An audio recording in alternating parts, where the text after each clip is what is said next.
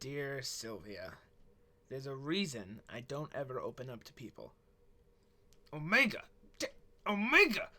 Can you believe that? The one time I find somebody worth knowing, they're a part of Omega, the Everest Society's sworn enemies. Sure, I'm not the most loyal member of the Everest Society, but Omega? They're gonna die, Shnicalikoon's gonna die. I might not like the Everest Society, but at least I'm on the Society's side, I guess. We talked about it, about the fall of Everest.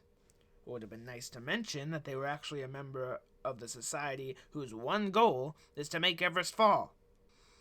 I don't want Shnicalikoon to die, but I can't believe they didn't tell me.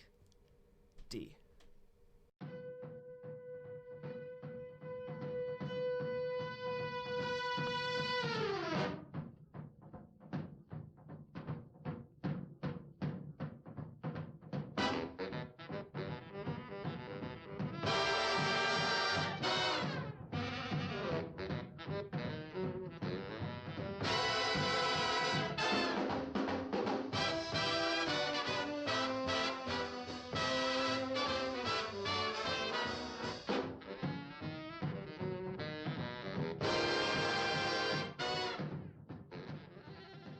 The fog of time travel cleared, and I found myself thrown to the pavement of a thin alleyway.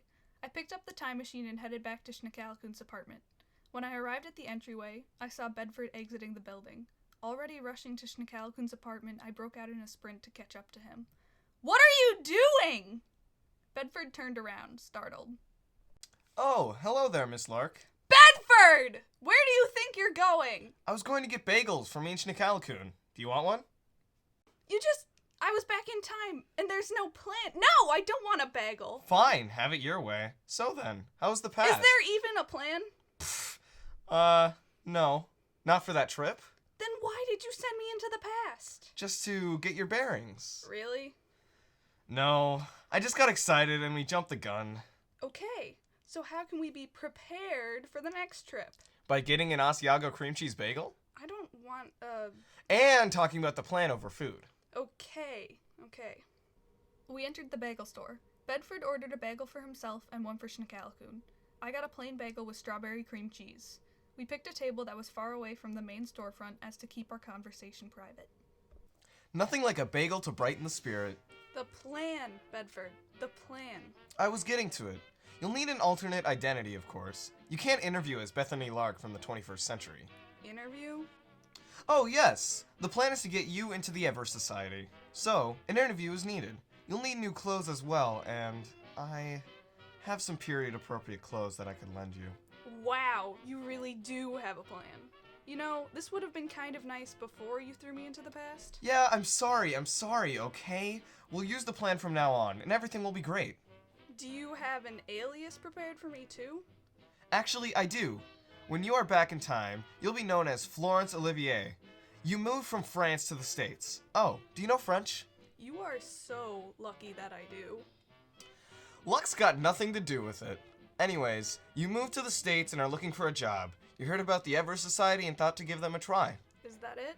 Yes, you're Florence Olivier. You're from France and you're looking for a job. Simple enough, right? Of course. So then, when am I going back? What? Back in time! The plan you just explained to me! Either tomorrow or the day after tomorrow. It doesn't matter much. Okay, tomorrow. Should I meet you in the library or Shnicalikoon's apartment? Do you want to time travel in the middle of the library? Good point. Shnicalikoon's apartment it is. Oh yeah, speaking of Schnick, do you want to bring this bagel over to them? I'll grab the supplies for your alias. They are part of the Everest Society. They could probably tell you what the interview process is like. Sure, I'll head over that way.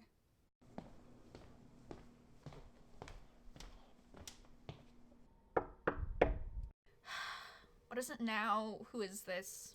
Hi, Shnicalikoon. It's Bethany. I brought you your bagel. Where's Bedford? Oh, he went home, I think. You wanted cinnamon, right? Oh, yes, thank you. They began to move back into their apartment, taking their bagel with them. Wait! You were a member of the society, right? Could you tell me about it? I have to interview to get in soon. Which society? the Everest Society? Of course. Of course. No, what other society is there? You better come in. It's not like I can just talk about this standing in the doorway. So, about the societies. There's 2 societies. The Everest Society, you've already heard of them, and the Omega Society. Or I guess there were 2. Omega's gone now. We didn't stand much of a chance against the Everest Society. They were already too big, and... But I thought you were a member of the Everest Society. Not exactly. I was, well, a spy for Omega. So, I did enlist to become a member of the Everest Society, and I was accepted as one, but my loyalties laid elsewhere. It wasn't a good day when the Everest Society found out. Oh, I'm sorry. Is that how... Yeah, they were, well, honestly, I'm lucky to be alive. The Everest Society may have taken away my vision, but they didn't take my dignity. Again, I'm so sorry. No need. So you want to know about the societies? Well, the interview process mainly, but I do want to know pretty much everything. Well, I can't tell you everything. I don't know everything. But I can tell you about the interview process. They sit you down in a room, they ask you some questions. I guess it's really just a standard interview process. It's carried out by the figurehead of Everest. Everest. But the first thing you'll learn when you're integrated into the society is that the real head of Everest is never seen by the public. Her name is Macbeth.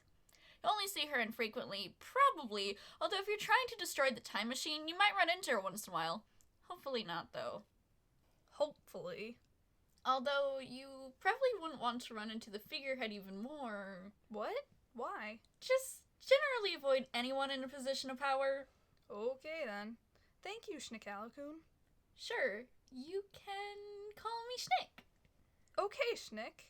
I'll be seeing you tomorrow when I go to my meeting. We're meeting in your apartment, by the way. I'm not even surprised. I'm not a city in the state of Colorado, and the Everest letters aren't a production of the Everest Society. They weren't written and produced by Laura Archibald and Maddie Theobald. The voice of Dee isn't James Rutherford, the voice of Bethany isn't Ellie Bodeli, and the voice of Bedford is not M. Ham. The voice of Shnicalikoon sadly isn't Rory Lane, and the music isn't by Tommy Dorsey. We hate you, Tommy Dorsey! Hate! Go away. No thanks for listening, and don't turn in next time for episode 6.